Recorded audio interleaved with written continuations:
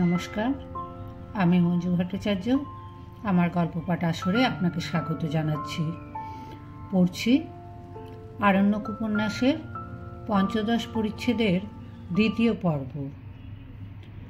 প্রায় বছরখানেক রাখালবাবুদের বাড়ি যাওয়া হয় নাই।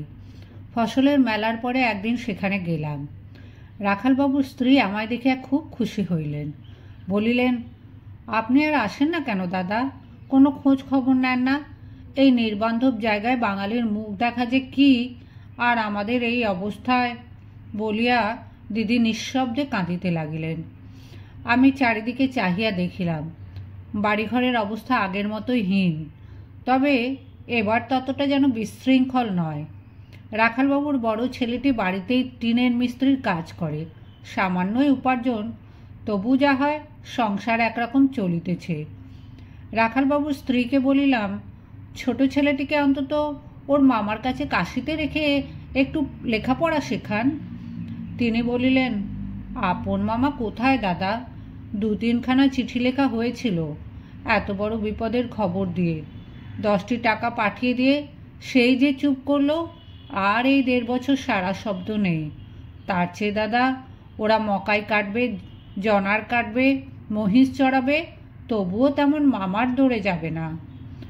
আমি তখনই ঘোড়ায় ফিরিব। দিদি কিছুতেই আসিতে দিলেন না, সেবেলা থাকিতে হইবে। তিনি কি একটা খাবার করিয়া আমায় না খাওয়াইয়া ছাড়িবেন না। অগত্যা অপেক্ষা করিতে হইল। মকাইয়ের ছাতুর সহিত ঘি ও চিনি মিশাইয়া এক রকমের লাড্ডু বাঁধিয়া ও কিছু হালুয়া তৈরি করিয়া দিদি খাইতে দিলেন। দরিদ্র সংসারে যতটা আদর অভ্যর্থনা করা যাইতে পারে তাহা ত্রুটি করিলেন না। বলিলেন, দাদা, ভাদ্র মাসের মকাই রেখেছিলাম আপনার জন্য তুলে। আপনি ভুট্টা পোড়া খেতে ভালোবাসেন, তাই। জিজ্ঞাসা করিলাম, কোথায় পেলেন? কিনেছিলেন? না, খেতে কুড়ুতে যাই। ফসল কেটে নিয়ে গেলে যেসব ভাঙা ঝরা ভুট্টা চাষারা খেতে রেখে যায়, গাঁয়ের মেয়েরাও যায়, আমিও যাই ওদের সঙ্গে। 1 ঝুড়ি করে রোজ কুড়োতাম। আমি অবাক হইয়া বলিলাম, খেতে কুড়ুতে যেতেন? হ্যাঁ, রাত্রে যেতাম, কেউ টের পেত না। গাঁয়ের কত মেয়েরা তো যায়, তাদের সঙ্গেই ভাদ্র মাসে কমসে কম 10 টুকরি ভুট্টা কুড়িয়ে এনেছিলাম। মনে বড় দুঃখ হইল। এ কাজ গরিব গাঙ্গোতার মেয়েরা করিয়া থাকে। এদেশের ছত্রী বা রাজপুত মেয়েরা গরিব হইলেও ক্ষেতের ফসল কুড়াইতে যায় না। আর একজন বাঙালির মেয়েকে এ কাজ করিতে শুনিলে মনে বড়ই লাগে। এই অশিক্ষিত গাঙ্গোতাদের গ্রামে বাস করিয়া দিদি এসব হীন বৃত্তি শিখিয়াছেন। সংসারের দারিদ্র্য যে তাহার একটা প্রধান কারণ, সে বিষয়ে ভুল নাই। মুখ ফুটিয়া কিছু বলিতে পারিলাম না, পাছে মনে কষ্ট দেওয়া হয়। এই নিঃস্ব বাঙালি পরিবার বাংলার কোনো শিক্ষা সংস্কৃতি পাইল না। বছর কয়েক পরে চাষি গাঙ্গোতায় পরিণত হইবে, ভাষায়, চালচলনে, আবভাবে। এখন হইতেই সে পথে অনেক দূর অগ্রসর হইয়াছে। রেল স্টেশন হইতে বহু দূরে অজ পল্লীগ্রামে আমি আরও 2-1টি এরকম বাঙালি পরিবার দেখিয়াছি। এইসব পরিবারে মেয়ের বিবাহ দেওয়া যে কি দুঃসাধ্য ব্যাপার, এমনি আরেকটি বাঙালি ব্রাহ্মণ পরিবার জানিতাম। দক্ষিণ বিহারে এক অজ গ্রামে তাহারা থাকিতেন। অবস্থা নিতান্তই হীন। বাড়িতে তাঁদের 3টি মেয়ে ছিল। বড়টি বয়স 21-22 বছর, মেজটির 20, ছোটটিও 17। ইহাদের বিবাহ হয় নাই, হইবার কোনো উপায়ও নাই। স্বঘর জোটানো, বাঙালি পাত্রের সন্ধান পাওয়া এসব অঞ্চলে অত্যন্তই কঠিন। 22 বছরের বড় মেয়েটি দেখিতেও সুশ্রী, এক বর্ণও বাংলা জানে না। আকৃতি প্রকৃতিতে খাঁটি দেহাতে বিহারি মেয়ে। মাঠ হইতে মাথায় মোট করিয়া কলাই আনে, গমের ভুসি আনে।